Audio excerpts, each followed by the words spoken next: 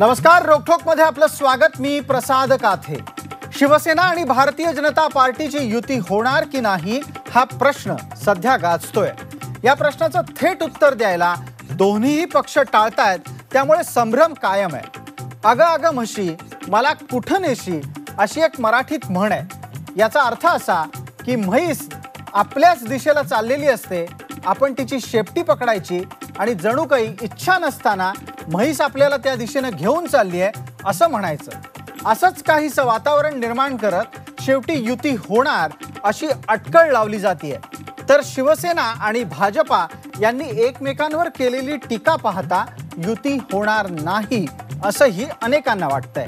शिवसेना युतीसाठी सकारात्मक असल्याची सूत्रांची माहिती समोर येते, पण त्याचबरोबर भाजपानं सन्मानजनक प्रस्ताव दिला तर आठवड्याभरात युती संदर्भात निर्णय होईल असेही संकेत उद्धव ठाकरेंच्या करवी खासदारांच्या बैठकीत दिल्याचं कळतं समजतंय। दुसरीकडे युतीबाबत अजून कोणतीही चर्चा झालेली नाही अशी कबुली भाजपचे प्रदेशाध्यक्ष रावसाहेब दानवे देतात। एकंदर हा सगळा संभ्रम जाणीवपूर्वक निर्माण केला जातोय का? शिवसेना आणि भाजपा युती झाली तर त्याचे फायदे तोटे काय, आणि नाही झाली तर त्याचा फटका कोणाला बसेल?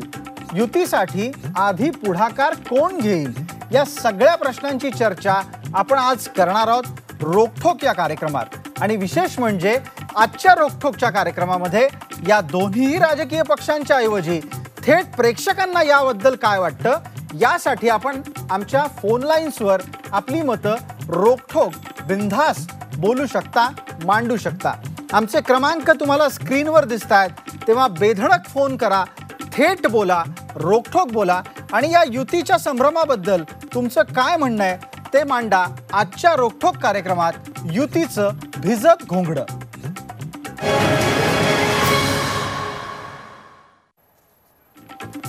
शिवसेना युतीसाठी सकारात्मक असल्याची माहिती सूत्रांनी दिली आहे। भाजपानं सन्मानजनक प्रस्ताव द्यायला एक आठवडाभर जरी लावला तरी युती संदर्भातला निर्णय होईल असे संकेत शिवसेनेचे पक्षप्रमुख उद्धव ठाकरे यांनी खासदारांच्या बैठकीत दिल्याची माहिती मिळाली आहे। अजून तरी भाजपाकडून युतीबाबत कोणताही प्रस्ताव आलेला नसल्याचं या दरम्यान शिवसेना खासदार संजय राऊत यांनी म्हटलंय। तसंच महाराष्ट्रामध्ये शिवसेनाच मोठा भाऊ आहे आणि असणार असाही दावा त्यांनी शिवसेना खासदारांच्या बैठकीनंतर केला आहे। या बैठकीत शिवसेना खासदारांनी भाजपा सोबत युती करण्याचे सर्वाधिकार पुन्हा एकदा उद्धव ठाकरे यांना दिल्याचा एकमतानं ठराव केलाय।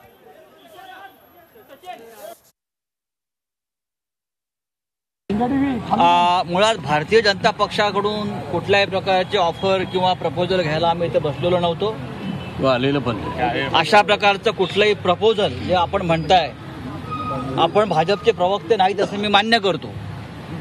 सगळे अशा प्रकारचं कुठलंही प्रपोजल शिवसेनेकडे आमच्याकडे आलेलं नाही, आम्ही ते स्वीकारलेलं नाही। शिवसेना या महाराष्ट्रामध्ये आपल्या अटी आणि शर्तीवर राजकारण करत आलेले आहे। आजही महाराष्ट्रात सत्ता कोणाची, देशात सत्ता कोणाची याचा विचार न करता बाळासाहेब ठाकरे यांच्या काळापासून आमची भूमिका अत्यंत मजबूत आणि ठाम आहे। महाराष्ट्रामध्ये आम्हीच मोठे भाऊ असू राहणार आणि हा मोठा भाऊ दिल्लीचं तख्त गदागदा हलवणार। संदर्भामध्ये कुठल्याही प्रकारचं तसं काही चर्चा झाली नाही आणि आम्ही सर्व शिवसैनिक आहे आणि म्हणून त्या ठिकाणी पक्षप्रमुख त्या विषयाचा निर्णय घेतील आणि पक्षप्रमुख ज्यावेळेस सांगतील लढा तर आम्ही लढायला सर्वजण। युती व्हावी की नाही व्हावी या संदर्भात खासदारांची काय मत आहेत? नाही, या संदर्भामध्ये खासदारांच्या निर्णयापेक्षा शिवसैनिकांच्या भावना लक्षात घेऊन जो काही निर्णय पक्षप्रमुख घेतील त्यावरती सर्वजण आम्ही साहेबांसोबत असणार आहोत। दुसरीकडे शिवसेना भाजपा यांच्यात अजूनही युतीबाबत कोणतीही चर्चा सुरू झालेली नाही। चर्चा सुरू होईल तेव्हा बोलू असं प्रदेशाध्यक्ष रावसाहेब दानवे यांनी म्हटलंय। लोकसभेसाठी 24 जागांचा प्रस्ताव आलेलाच नाही असंही दानवेंनी सांगितलं। आम्ही हात पुढे करतच राहणार, निर्णय शिवसेनेनं घ्यायचा आहे, आम्ही तयार आहोत असं दानवे सांगायला विसरले नाहीत। जालन्यात भाजपाची कार्यकारिणी सुरू आहे। एक दिवसीय बैठकीला मुख्यमंत्री देवेंद्र फडणवीस, महसूल मंत्री चंद्रकांत पाटील, सुभाष देशमुख, पंकजा मुंडे उपस्थित आहेत। बैठकीनंतर जाहीर सभेत मुख्यमंत्री देवेंद्र फडणवीस भाजप कार्यकर्त्यांना मार्गदर्शन करणार आहेत।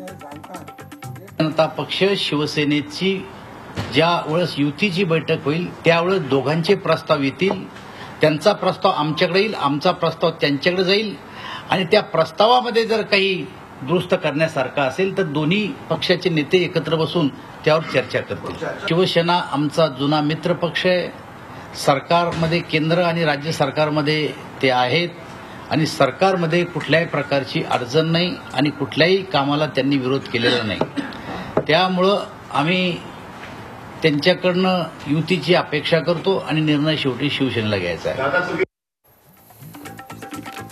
तर या चर्चेत आपल्याबरोबर सहभागी होत आहेत संदीप प्रधान, ज्येष्ठ पत्रकार, धर्मेंद्र जोरे, ज्येष्ठ पत्रकार आणि त्याचबरोबर विजय सोरमारे, ज्येष्ठ पत्रकार माझ्याबरोबर स्टुडिओमधून।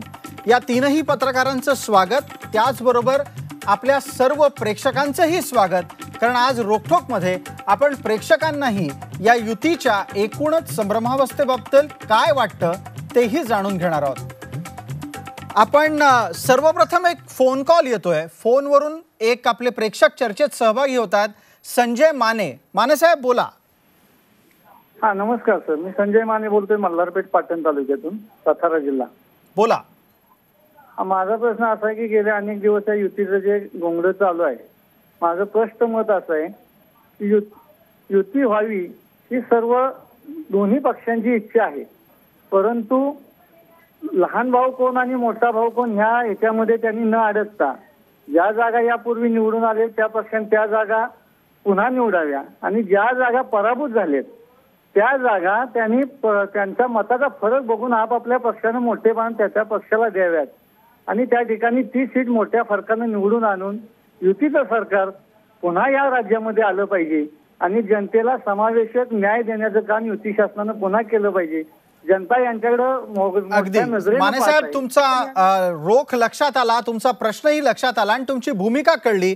एका गोष्टीचं कौतुक करायला पाहिजे आणि ते अर्थातच सातारच्या मातीचं आहे। सातारच्या मातीत राजकारण किती सहज मुरलंय त्याचं एक उत्तम उदाहरण विजयराव आपल्याला या प्रश्नातून आणि या सल्ल्यातून दिसलं असेल। राजकारण्यांनी काय करायचं याचा सल्ला सुद्धा साताऱ्यातून आलेला आहे आपल्या चर्चेच्या पहिल्याच सुरुवातीला। काय म्हणाल, हा कितपत शक्य आहे फॉर्म्युला? म्हणजे जिंकलेल्या जागा स्वतःकडे ठेवायच्या, हारलेल्या जागांमधल्या फरकानुसार त्या वाटून घ्यायच्या आणि युतीचं सरकार पुन्हा आणायचं। विजय सोरमारे, खरं तर मानेनी जो सल्ला दिला म्हणजे कुठलाही राजकीय पक्ष शहाणपणानं विचार करेल त्यावेळी खरं या सल्ल्यानुसार जाणं हे इतकं शहाणपण कुठले असू शकत नाही।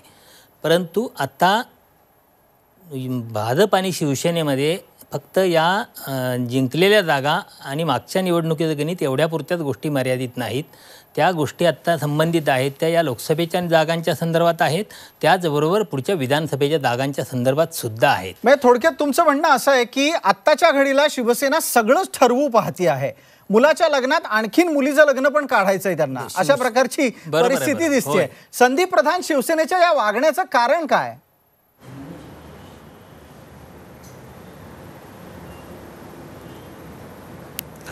नाही, साहजिकच आहे, कारण शिवसेनेसाठी लोकसभेपेक्षा सुद्धा विधानसभा निवडणूक ही जास्त महत्त्वाची आहे आणि विधानसभेची निवडणूक जर वेगळी होणार असेल तर मागच्या वेळेचा जो त्यांचा अनुभव आहे की लोकसभेमध्ये युती झाली, नंतर विधानसभेच्या वेळी ती तुटली, तर आता लोकसभेच्या वेळी युती करतील, लाभ घेतील, जास्त जागा दोघांच्याही निवडून येतील आणि कदाचित नंतर विधानसभेला आपल्याला दगा देतील का मागच्यासारखा, अशी एक भीती सामान्य शिवसैनिकामध्ये आहे। पण ही भीती असण्याचं कारण काय? कारण जर शिवसेना एका बाजूला स्वतःला महाराष्ट्रातला मोठा भाऊ म्हणतो, दुसऱ्या बाजूला तो अत्यंत बलाढ्य आक्रमक असा पक्ष आहे असं म्हणतो, तर त्याला भाजप सोबत आला काय नाही आला काय भ्यायची काय गरज आहे?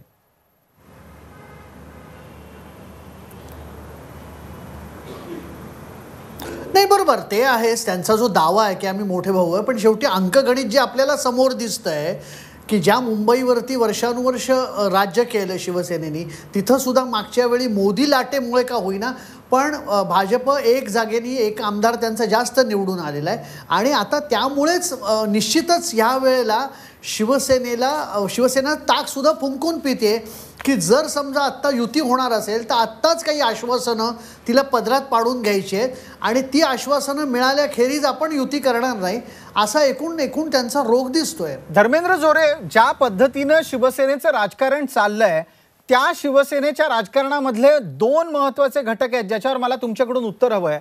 पहिला घटक म्हणजे शिवसेनेनं सत्तेत जाऊन केलेल्या चुकीचा पश्चात्ताप त्यांच्या पक्षांतर्गत एका गटाला आहे का, आणि दुसरं भाजपच्या बरोबर राहायचं का नाही राहायचं याच्यावर निर्णय घेण्याबाबत संभ्रम शिवसेनेत आहे का? मी चोरमारे आणि संदीप दोघांनी जो विषय मांडला तो मी रिपीट करणार नाही, पण एक मात्र इथे नक्की आहे की शिवसेनेला मागील वेळी केलेल्या चुकीचा म्हणा किंवा BJPने केलेल्या दादागिरीचा म्हणा दोन्हींचा अनुभव पाठीशी आहे. आणि दुसरं सगळ्यात महत्त्वाचं त्यावेळची राजकीय स्थिती आणि आजची राजकीय स्थिती यामध्ये बराच फरक आलेला आहे.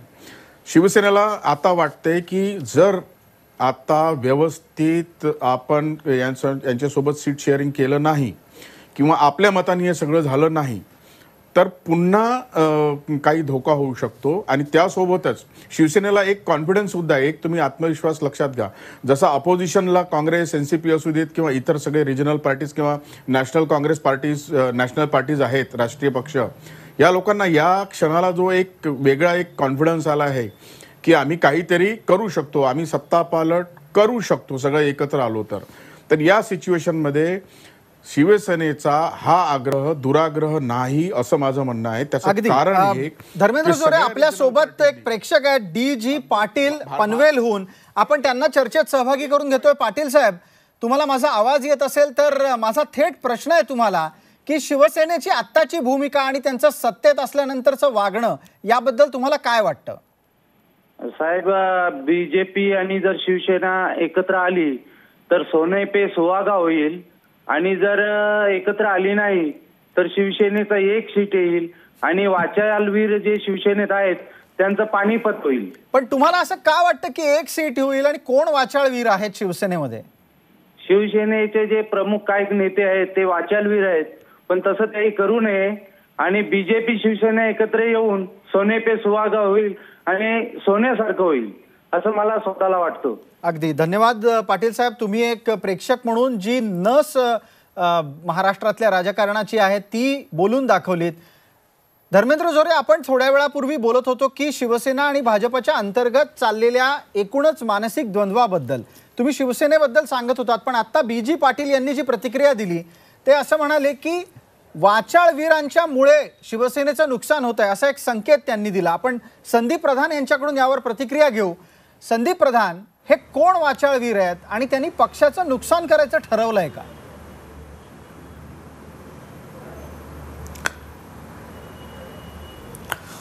नाही, कसं आहे, मी नेहमी असं सांगत असो की एक जसं नाटकामध्ये वेगवेगळ्या भूमिका असतात तशा या युतीतल्या दोन्ही पक्षांमध्ये काही लोकांकडे वेगवेगळ्या भूमिका सोपवलेल्या आहेत. काही लोकांकडे जे आता पाटील म्हणाले तसं वाचाळवीर ही भूमिका दिलेली आहे. काहींकडे गुपचूप रात्रीच्या वेळी जाऊन एखाद्या ठिकाणी बसून 2-2, 3-3, 4-4 तास बसून चर्चा करायच्या, वाटाघाटी करायच्या, प्रत्येक जागेबाबतची घासाघीस करायची. संदीप प्रधान, आपण पत्रकार आहोत, आपण अशा लोकांची नावं लपवून ठेवायची गरज नाही. तुम्ही सांगू शकता की ही कोण वाचाळवीर माणसं आहेत ज्यांच्यामुळे शिवसैनिकांमध्ये जास्त राग आहे? तुम्ही तरी किमान नाव घ्या. राजकारण्यांनी नाही घेतली तर समजू शकतो आपण. नाही ते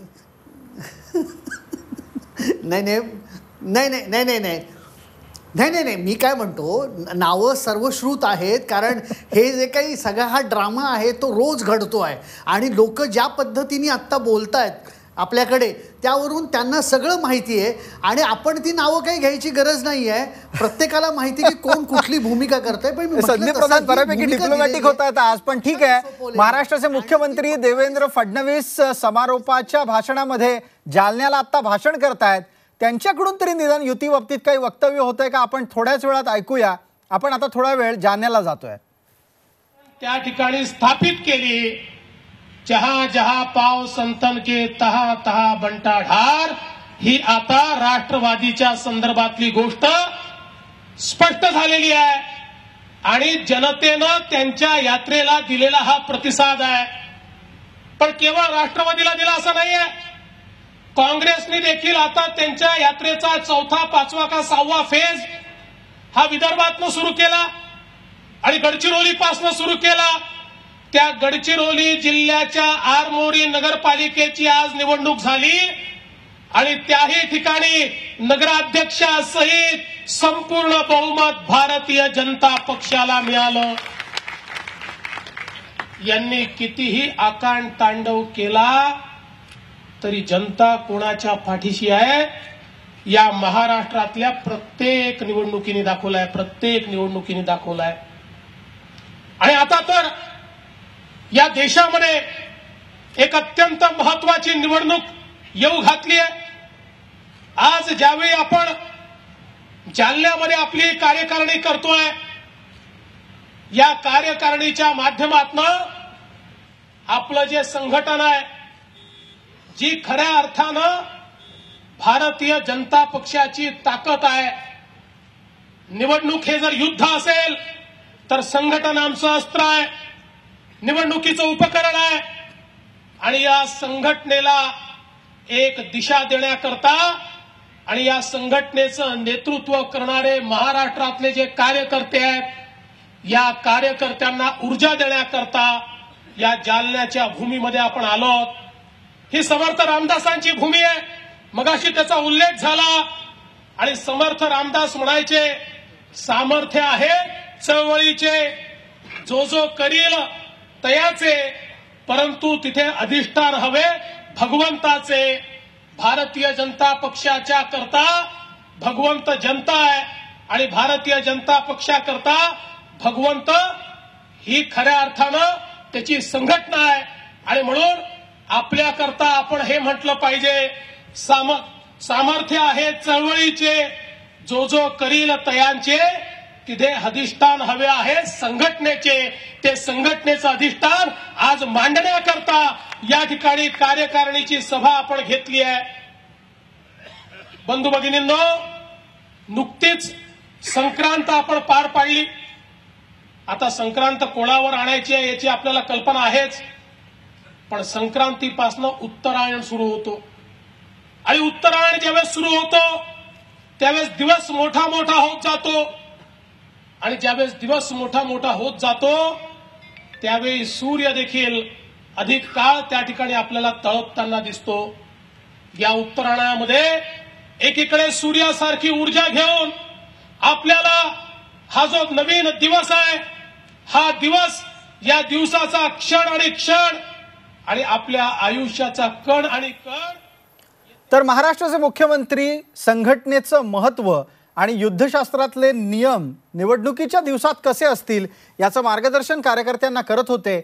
आपल्याबरोबर सुधाकर गोगावले आहेत अलिबागहून. सुधाकरराव बोला, झी24 तासवर तुमचं स्वागत. नमस्कार सर. आत्ताच आम्ही 3-4 चॅनल्सवर आपल्या पाहिलं आम्ही सर्वे की भारतीय जनता पार्टीला लोकसभेमध्ये 200 ते 235-36 अशा जागा मिळतील आणि शिवसेनेला फक्त 2च मिळतील. शिवसेनेचं म्हणणं आहे की दोन्ही विधानसभा आणि लोकसभा या एकत्रच आपण बोलणी करूया. मला असं वाटतंय आता जी शिवसेनेला वागणूक दिली आहे बीजेपीनं, म्हणजे त्यांना न बोलता सुद्धा ते गेले, सत्ता स्थापन केली आणि शेवटी सत्तेत असूनही विरोधी पक्षाचीच भूमिका ते बजावत होते. मग विरोधी पक्ष हा सक्षम नाही का?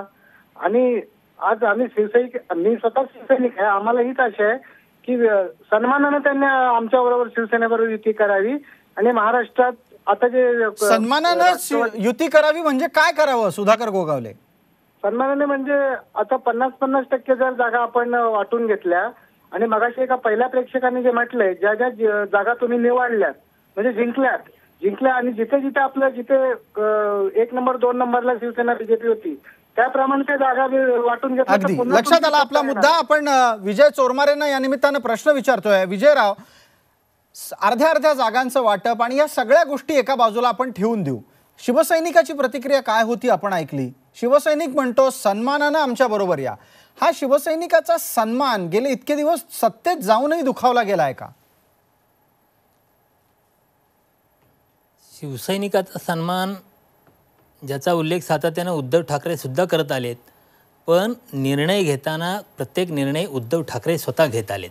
तिथं मला दिसत नाही की कधी शिवसैनिकाचा विचार करून त्यांनी निर्णय घेतला आहे. त्यामुळे आत्तासुद्धा शिवसैनिकाचं मत हे स्वतंत्र लढण्याचं असेल.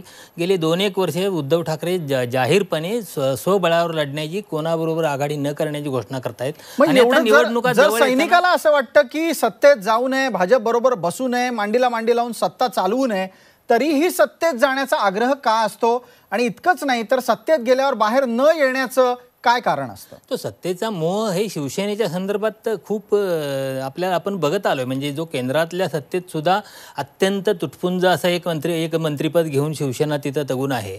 आणि राज्याच्या मंत्रिमंडळात सुद्धा अतिशय अशी थोडी खाती देऊन शिवसेना राहिलेली आहे सत्तेत. आणि राजीनामे खिशात घेऊन हिंडून ते राजीनामे काय झालं त्यांचं, भिजून गेले, वाऱ्यावर गेले, ते सुद्धा आपण ऐकत आलोय. आणि त्या संदर्भात सामान्य थरातून, सोशल मीडियावरून, जाहीर माध्यमातून, वेगवेगळ्या थरातून शिवसेनेवर एवढी प्रचंड टीका होऊन सुद्धा कधी त्या संदर्भात कधी काही वाटलेलं नाही. आपण त्या संदर्भात स्वाभिमान दाखवा. त्यामुळे नेतृत्वानं सामान्य शिवसैनिक स्वाभिमानी आहे, पण नेतृत्वाला स्वाभिमान काही सापडत नाहीये अजून, असं आपलं म्हणणं आहे.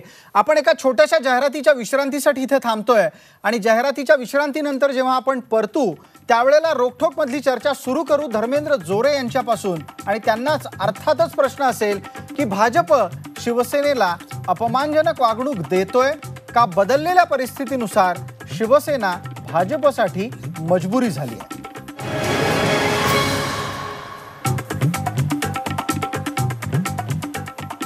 नमस्कार, रोखठोकच्या या दुसऱ्या भागात आपलं स्वागत. आपण चर्चा करतोय शिवसेना भारतीय जनता पक्षाच्या युतीबद्दल आणि त्यांचं युतीचं घोडं भिजत पडलंय का या विषयावर. आपण धर्मेंद्र जोरे यांना थेट प्रश्न विचारणार आहोत की या सगळ्या मागे भाजपचं नियोजनबद्ध वागणं आहे का आणि ते शिवसेनेला ठरवून त्यांच्या मनासारखी वागणूक देत आहेत का?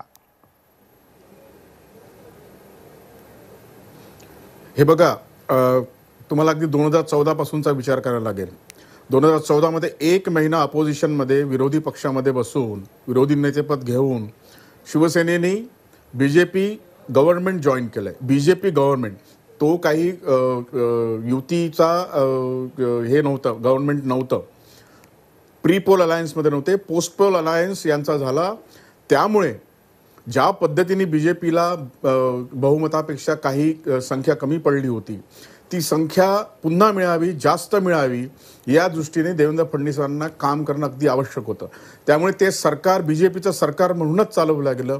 जे निर्णय 4 वर्षात ज्या वेळेला त्यांनी भाजपचं म्हणून हे सरकार चालवलं, त्या सरकारच्या शेवटच्या टप्प्यात नाकवर करून चालणारे भाजपवाले आता थोडंसं खाली बघायला लागलेत. प्राप्त परिस्थितीची जाणीव करून शहाण्यासारखं वागतील असं शिवसेनेला वाटतंय. तुम्हाला वाटतं का असं?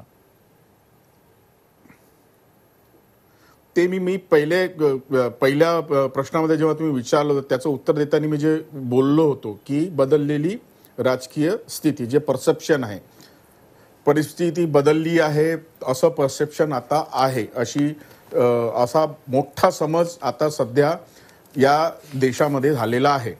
त्या झालेल्या बदलामुळे आणि बीजेपीच्या या समज झाल्यामुळे किंवा त्या समज झाल्यामुळे त्यांनी ज्या पद्धतीने आता त्यांचे एनडीएचे पार्टनर सोडून गेलेत, त्यामुळे आता त्यांना आणखी एखादा पार्टनर, चांगला पार्टनर सोडून जावा अशी इच्छा असेल का? तर नाही. त्यामुळे गेला जर तुम्ही 6 महिन्यातलं 8 महिन्यातलं जर या बीजेपी गव्हर्नमेंटचं सेंटर आणि राज्याचं जर बघितलं असेल तर एक सॉफ्ट अप्रोच सेनेकडे झाला. तो अगदी शिवसेनेच्या बाबतीमध्ये आपली भूमिका थोडीशी नरम केली आहे भाजपनं, असं धर्मेंद्र जोरे सांगतात. आपल्या बरोबर अमोल शिंदे आहेत. अमोल, तुम्हाला आमचा आवाज पोहोचतोय? हो,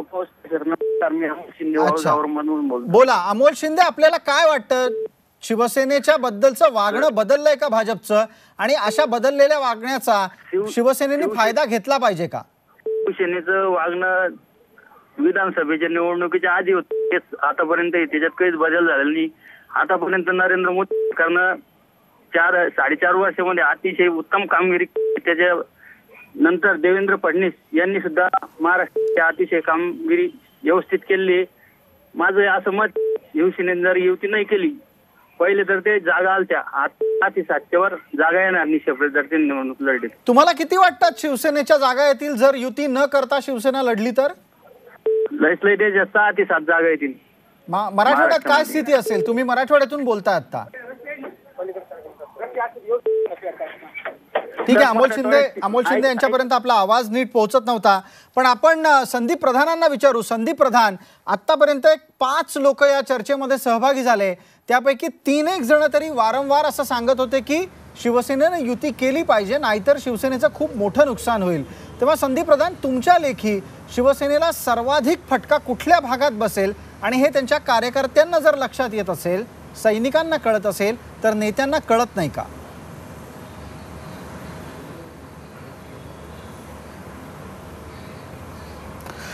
एक लक्षात घेतलं पाहिजे की लोकसभा निवडणूक ही शिवसेनेसाठी खूप मोठी प्रायोरिटी नाही आहे. शिवसेनेला ह्याची कल्पना आहे की मागच्या वेळी त्यांच्या ज्या काही 18 जागा आल्या तेवढ्या जागा जो युती केली नाही ते येणार नाहीत, आणि मुळामध्ये मागच्या वेळी ज्या युतीच्या जागा आल्या ती एक मोठी लाट किंवा सुनामी म्हणूया अशी होती. तशा पद्धतीचा आता पुन्हा मॅन्डेट युतीला एकत्र आले तरी मिळणार नाही, हे वास्तव आहे. म्हणजे थोडक्यात काय तर शिवसेनेचे 18 खासदार हे सुद्धा नरेंद्र मोदींच्या भरोशावरच निवडून आले. शिवसेनेला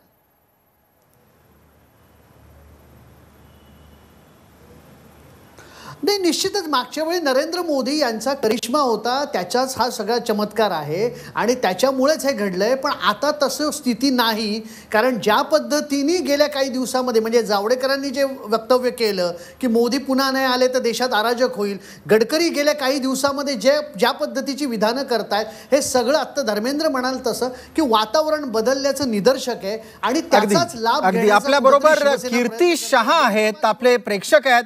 कीर्तीजी, माझा आवाज आपल्यापर्यंत पोहोचत असेल तर तुम्ही आपली प्रतिक्रिया द्या. युती करताना आता त्यांनी आधी खिशात राजीनामे ठेवले आणि जाहीर सभेमध्ये चौकीदार चोर आहे त्याप्रमाणे हे करतात. आता कसं ते लोक युती करू शकतील? मग नाही, पण अगदी या स्थितीत सुद्धा उद्या युती झाली तर तुम्ही काय कराल?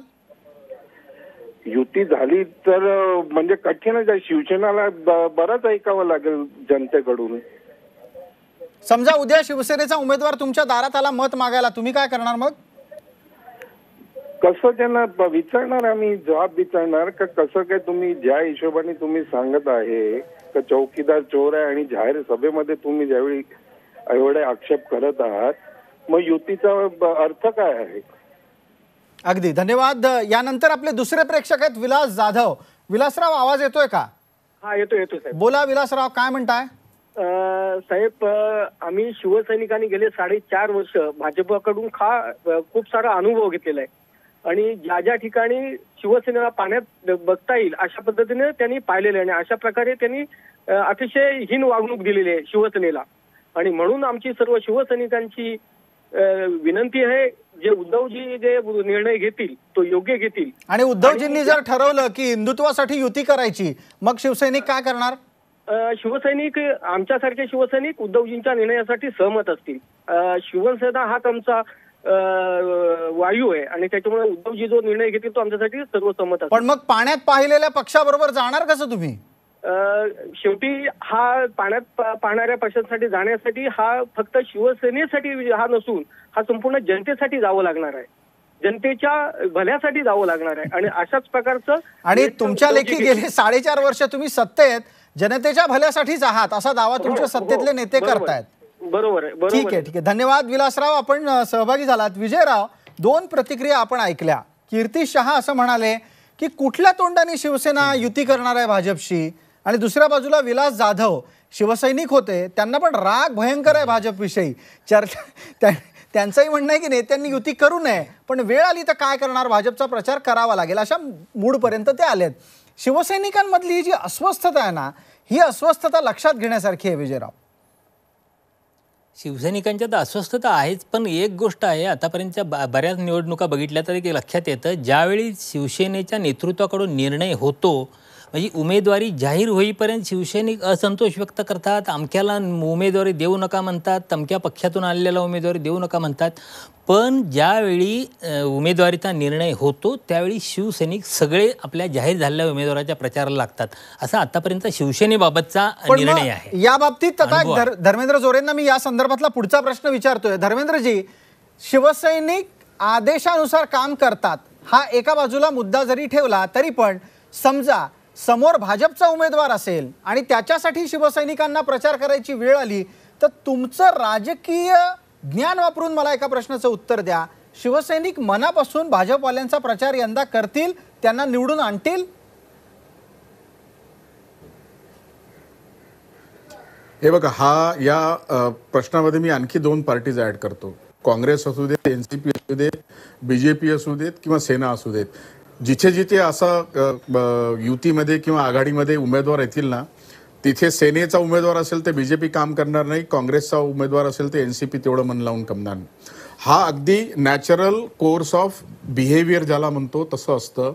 त्यातही ज्या पक्षाला तिथे उमेदवार आपला दिलेला आहे त्यांनीच तिथे अगदी मजबूत दाबून काम करायचं असतं. आणि जे असंतुष्ट आहेत, आपल्या पक्षामधले असू देत किंवा आपल्या सोबत असलेल्या पक्षामधले असू देत आहेत, तर त्यांना आपल्याकडे करून घेण्याचा एक वेगळा मार्ग असतो. त्यांना त्यांच्यावरती काम करायला लागतं. हे तुम्ही एक्सपेक्ट करू नका. हा राग वरच्या लेवलला आहे. पण आणखी यातला एक अँगल आहे की तेवढा राग खाली नसतो.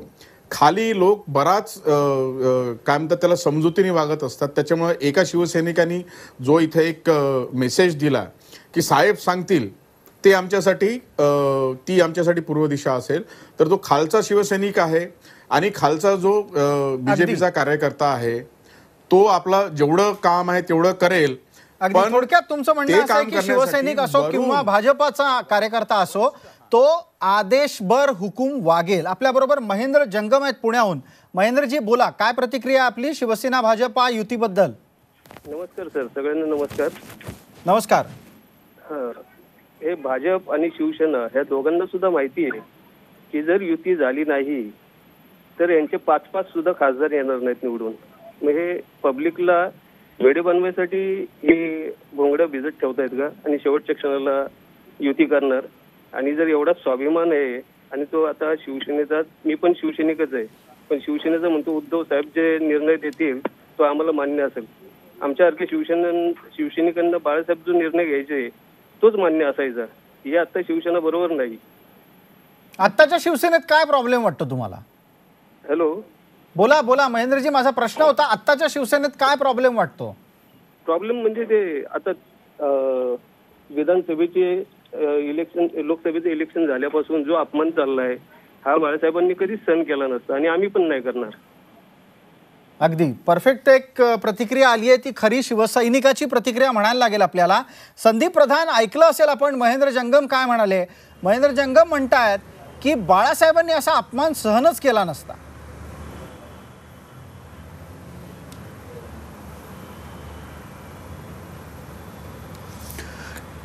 कदाचित असं आहे की बाळासाहेब असते तर भाजपचं बिहेवियर असं नसतं, पण हा सुद्धा कदाचित भाग आहे. बाळासाहेबांशी असं वागण्याचं म्हणजे काही मला नाही वाटत. आत्तासुद्धा जे भाजपचे नेते आहेत त्यांनीसुद्धा असं काही केलं असतं असं मला वाटत नाही. मला काय वाटतं की आत्ता अजूनही सगळे पत्ते खुले करणे इतकी वेळ आलेली नाही आहे आणि त्यामुळेच शिवसेना काय आणि भाजप काय हे नेते ज्या पद्धतीने आत्ता वेगवेगळे विधानं करतायत, थोडासा संभ्रम पसरवण्याचा प्रयत्न करतायत, वेगवेगळ्या पद्धतीने काही अशा बातम्या येत आहेत, तर ह्या सगळं जे येत आहे ते अजून त्याला वेळ आहे, कारण अजून निवडणुकीची आचारसंहिता जाहीर व्हायची. त्यानंतर संदीप प्रधान असं म्हणतात की हे सगळं आत्ताच्या घडीला तरी संभ्रमावस्थेतलं आहे. साहेबराव पोळ आहेत आपल्यासोबत फोनवर. बोला पोळसाहेब, अशा प्रकारचं मुद्दामून तयार केलेलं वातावरण हे भाजप असो किंवा शिवसेना असो कार्यकर्त्यांना कितपत पटतंय? काही तांत्रिक कारणामुळे साहेबराव पोळ यांचा फोन लागत नाहीये. विजय चोरमारे, हा जो कार्यकर्त्यांमधला विषय आहे ना, हा फार संवेदनशील म्हणायची गरज आहे का आदेश आला की लोक कामाला लागतात? आत्ता काही याच्यावर एवढी गांभीर्यानं चर्चा करायची गरज नाही. खरं तर निर्णय ज्यावेळी होईल, उद्धव ठाकरे निर्णय घेतील तेव्हा त्यामुळे त्या आदेशानुसार शिवसैनिक काम करतील. ते आत्ता त्यांच्यातला संताप वगैरे स्वाभाविक आहे. ज्या पद्धतीनं भारतीय जनता पक्षाच्या नेतृत्वाकडून शिवसेनेला वागणूक दिली जाते. परंतु ज्यावेळी निवडणुकीची वेळ येईल, उमेदवारी जाहीर होतील, उद्धव ठाकरे निर्णय घेतील, त्यावेळी शिवसैनिक त्यावर हुकूम. तुम्हाला काय वाटतं, उद्धव ठाकरे काय निर्णय घेतील? त्याच्या संदर्भात खरं तर दोन थेरी आहेत. आता म्हणजे मी स्पष्ट सांगतो, दोन पत्रकारांमध्येही दोन थेरी. नाही, दोन गोष्टी आहेत त्यांच्या शिवसेनेच्या भूमिकेनंतर. दोन गोष्टी आहेत. शिवसेनेला लोकसभेला युती न करून लोकसभेला युती करायची नाही. शिवसेनेच्या दृष्टीनं विधानसभा निवडणूक ही प्रायोरिटी आहे. आणि जर लोकसभेला भारतीय जनता पक्षाचं नुकसान होईल तेवढं विधानसभेला शिवसेनेला फायद्याचं आहे. हे एक सूत्र आहे. आणि दुसरं, लोकसभेला जास्त जागा मिळवून लोकसभेला आपण वरचढ ठरून पुन्हा युती करून त्याबरोबर जे विधानसभेचे जे जागांचं गणित आहे, जागांचं वाटप त्या पद्धतीने आवश्यकतेत पदरात पाडून घ्यायचं, त्यानुसार जायचं. साहेबराव पोळ आपल्या सोबत आले आहेत. साहेबराव पोळ, आवाज येतोय का? हो येतोय. बोला पोळ साहेब, काय म्हणताय शिवसेनेच्या आणि भाजपाच्या सध्याच्या वागण्याबद्दल काय वाटतंय तुम्हाला? हा, मला असं वाटतंय की भाजप हा मतलबी पक्ष आहे. स्वतःचा स्वार्थ फक्त साधतोय. त्याचा मैत्री ह्या विषयाची काहीच किंमत नाहीये. आणि त्या दृष्टिकोनातून त्यांनी शिवसेनेला वागणूक दिलेली आहे. साहेब, ज्या वेळेला शिवसेना चांगल्या स्थितीतली होती त्यावेळेला शिवसेना काय वागवत होती भाजपला? भाजपला हे देत होते ना. भाजपचं त्या टायमाला काय कार्य होतं महाराष्ट्रामध्ये म्हणा किंवा कशामध्ये म्हणा, काहीच नव्हतं. शिवसेनेमुळे महाराष्ट्रात आता भाजप आलेले, पण त्याचं ते बाळासाहेबांच्या नंतर त्यांचा ते गैरफायदा घ्यायला लागलेत ना. अच्छा, म्हणजे बाळासाहेब असते तर काय परिस्थिती असती? बाळासाहेब असते तर त्यांची तोंड पण उघडली नसती. आणि मोदींसारख्या माणसाला ज्यांनी त्यांच्या गोधरा प्रकरण झालं होतं त्यावेळेला संपूर्ण पाठिंबा दिला, त्या मोदीला देखील ह्या गोष्टीची किंमत नाही की बाबा बाळासाहेबांनी आपल्याला त्यामुळे पाठिंबा दिला म्हणून आपण मुख्यमंत्री गुजरातचे राहिलो म्हणून. अगदी. साहेबराव पोळ, आपल्या भावना पोचलेल्या आहेत. आपण धर्मेंद्र जोरेंना प्रश्न विचारणार आहोत. जोरे साहेब, आपण साहेबराव पोळ यांची प्रतिक्रिया ऐकली. अत्यंत बोलकी अशी शिवसैनिकाची प्रतिक्रिया आहे. बाळासाहेब असते तर असं झालं नसतं. या विषयावर मगाशी आपण बोललो. पण दुसरा एक मुद्दा आहे की भाजप हा शिवसेनेमुळे आहे महाराष्ट्रात.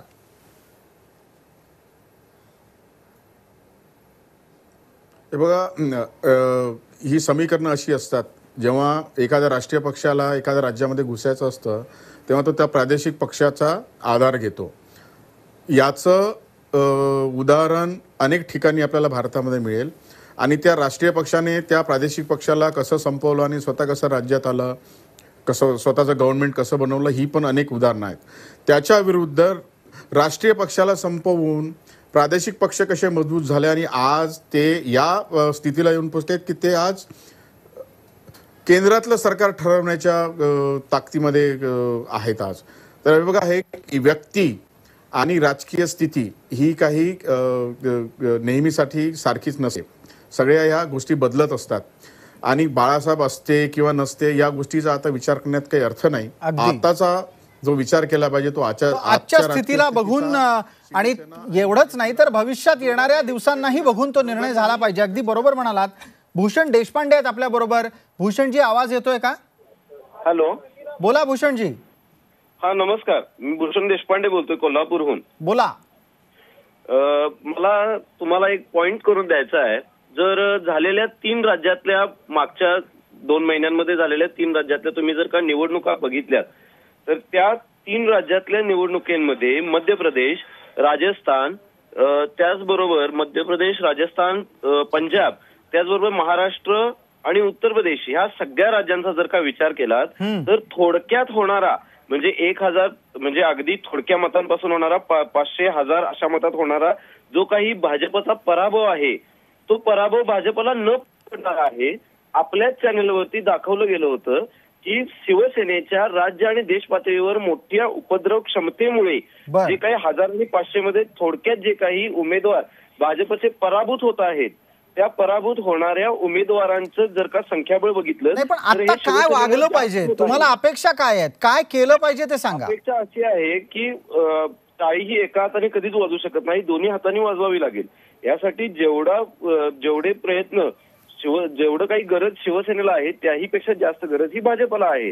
कारण जर का आपण बघितलं तर की हा मोदींना खूप मोठा दणका भाजपला आणि त्याचबरोबर मोदींना खूप मोठा दणका हा शिवसेना देऊ शकते. अगदी तुमचं असं म्हणणं आहे की शिवसेना मोठ्या प्रमाणामध्ये मोदींना दणका देऊ शकते. विजयराव, तुम्हाला वैयक्तिकरित्या असं वाटतं की सत्तेमध्ये गेली 4.5 वर्ष जवळपास किंवा किमान 4 वर्ष तर नक्की जो पक्ष राहिला तो पक्ष सत्तेत राहून टीका करत राहिला आणि त्या पक्षाला आता पंतप्रधानांना पुन्हा एकदा निवडणुकीमध्ये बऱ्यापैकी नुकसान पोहोचवण्याची क्षमता प्राप्त आहे? नुकसान पोहोचवण्याची क्षमता शिवसेनेकडे नक्कीच आहे, कारण शिवसेनेला माहिती आहे की आत्ता म्हणजे मगातपासून माझ्या सहकारी दोन्ही मित्रांनी जी चर्चा केली की केंद्रातली परिस्थिती आणि आत्ता जी भारतीय जनता पक्षाची गरज आत्ताची लोकसभेसाठी भारतीय जनता पक्षाची आहे ती जास्त भारतीय जनता पक्षाकडून जास्त निकड आहे. त्यामुळं स्वाभाविक शिवसेना त्याची किंमत वसूल करणं, त्या दृष्टीनं बार्गेन करणं स्वाभाविक आहे आणि शिवसेनेची पावलं त्या दृष्टीनंच पडतायत. कारण आपण बघितलं तर राष्ट्रपती पदाच्या निवडणुकीच्या आधीपर्यंत शिवसेनेला भारतीय जनता पक्ष विचारत सुद्धा नव्हता. शिवसेनेला नाही, त्यांच्या कुठल्याही एनडीएतल्या कुठल्याही घटक पक्षाला सुद्धा. आणि आता परिस्थिती बदललेली आहे. आता गरज भाजपची आहे, त्यामुळे शिवसेना त्या दृष्टीनं आपले काही दबावाचं राजकारण करताना दिसतं. अगदी. आपल्या बरोबर अविनाश जाधव आहेत. अविनाशराव बोला, नाशिकहून बोलताय आपण. नमस्कार सर, मी नाशिकवरून बोलतोय अविनाश जाधव. सर मला असं वाटतंय ना, हॅलो बोला बोला सर, मला असं वाटतंय ना, शिवसेनेच्या आत्ताचे मंत्री आहे महाराष्ट्र सरकारमध्ये, त्यांनी असं 5 वर्षात असं कोणतंच काम केलेलं नाही की ते त्यांना सांगता येईल लोकांना. त्याच्यामुळे त्यांना युती करणं हे भागच आहे. म्हणजे त्यांना हे पण माहित आहे की शिवसेनेच्या जागा ह्या येणार नाही. 7 म्हणजे मागच्या वेळेस जेवढे आलं होतं तेवढे सुद्धा येणार नाही यावेळेस. ते त्यांना चांगलं माहिती आहे शिवसेनेला. बरं, मग अशा वेळेला त्यांना युती करावी लागेलच असं तुम्हाला वाटतं? हो, ते म्हणजे त्यांना पर्यायच नाही दुसरा, नाही तर त्यांच्या 7 जागा सुद्धा येणार. तुमच्या लेखी किती जागा येतील शिवसेनेच्या युती केली नाही तर? मागच्या 60 पेक्षा कमी येतील, बिलो 60 राहतील. 60 विधानसभेत म्हणताय तुम्ही? हो, विधानसभेमध्ये. आणि लोकसभेला किती येतील? नाही, लोकसभेमध्ये तर म्हणजे युती नाही झाली तर मग 2-3 आले तर आले. 2-3 आले तर आले. बरं, धन्यवाद अविनाश जाधव. नाशिकहून ही प्रतिक्रिया होती. प्रेक्षक किती सुजाणपणे गोष्टींकडे पाहत असतो हेच आज या कार्यक्रमाच्या निमित्तानं दिसतंय. लोकांच्या प्रतिक्रिया अतिशय उत्स्फूर्तपणे येत आहेत. आत्ताची प्रतिक्रिया अविनाश जाधव यांची होती. ते म्हणाले की आले तर 2-3 खासदार येतील आणि 60 पेक्षा कमी आमदार येतील. प्रत्यक्षात आत्ता ते 63 आहेत, त्यामुळे 60 पेक्षा कमी म्हणजे किती हा एक वेगळा विषय आहे. पण संदीप प्रधान, लोक सरळ सरळ एक गोष्ट सांगतायत, ती म्हणजे अशी की शिवसेनेच्या मंत्र्यांच्या कामाचा पण मोजमाप होणार आहे लोकसभेत आणि तेव्हा त्यांनी किती नीट काम केलं हाही प्रश्न विचारला जाऊ शकतो.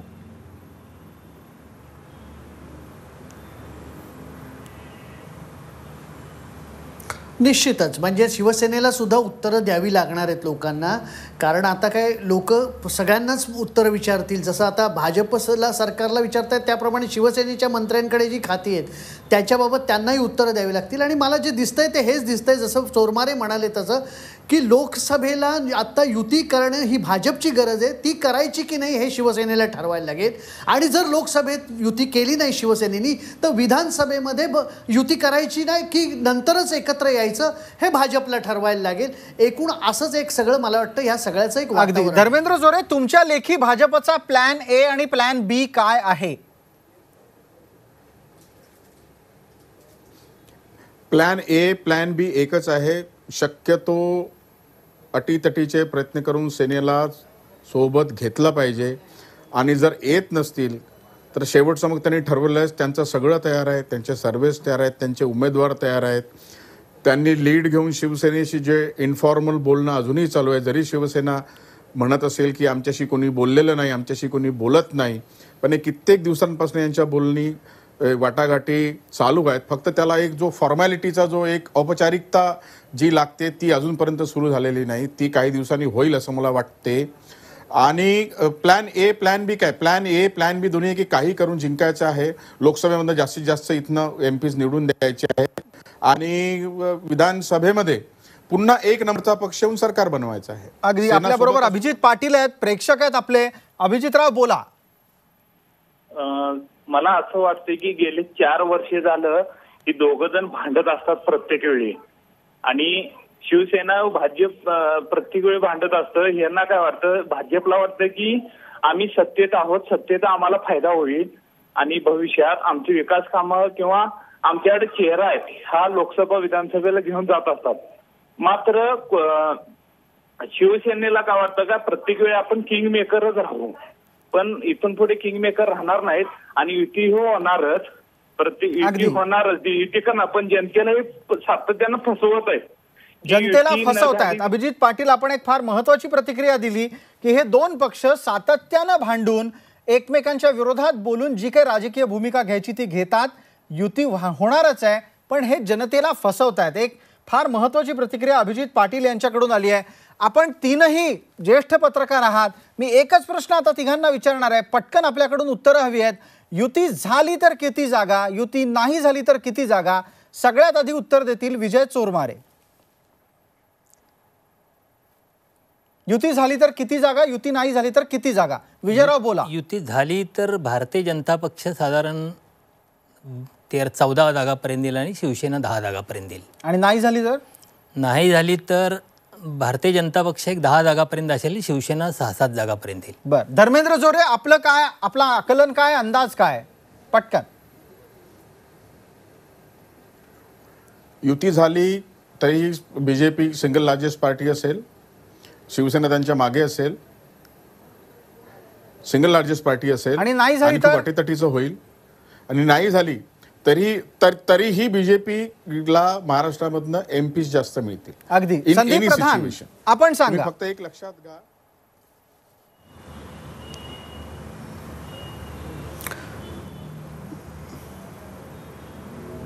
नाही, मला असं वाटतं की समजा युती झाली तर 30चा आकडा ही युती ओलांडेल, पण समजा युती झाली नाही तर त्यांना 25 ते 27 जागांपर्यंत रोखलं जाऊ शकतं. अगदी. आपण तिघही जण या चर्चेत सहभागी झालात, खूप खूप आभार. मात्र 24तास.com या आमच्या वेबसाईटवर आम्ही लोकांना एक प्रश्न विचारला होता आणि त्यावर त्यांची प्रतिक्रिया घेतली होती. हा प्रश्न काय होता पडद्यावर पहा. शिवसेना भाजपा युती व्हावी असं तुम्हाला वाटतं का? आम्ही नेटिझन्सना प्रश्न विचारला. 44% लोक म्हणतात होय, युती झाली पाहिजे. 56% लोकांना इच्छा नाहीये की शिवसेना आणि भाजपाची युती व्हावी. तर आज रोखोकमध्ये आपण इथेच थांबतोय. शिवसेना आणि भारतीय जनता पक्षातल्या आपापसातल्या नातेसंबंधात रोज नवीन काही ना काहीतरी घडत असतं. कधी कधी एकमेकांवर कुरघोडी करणारे हे पक्ष परस्परांच्या बद्दल गोड बोलू लागतात आणि नक्की या मागचं कारण काय असा प्रश्न सर्वसामान्यांना पडतो. राजकारण आपल्या जागी आहे, पण जनतेत आपल्या पक्षाचा, आपल्या भूमिकेचा आणि आपल्या राजकारणाचा विश्वास टिकवून ठेवणं हीच खरी आत्ताची भाजपा आणि शिवसेना या दोन्ही पक्षांसमोरची मोठी आव्हान आहेत. तेव्हा रोखोकमध्ये आज इथेच थांबू. ताज्या बातम्यांसाठी पहा झी 24 तास. रहा एक पाऊल पुढे.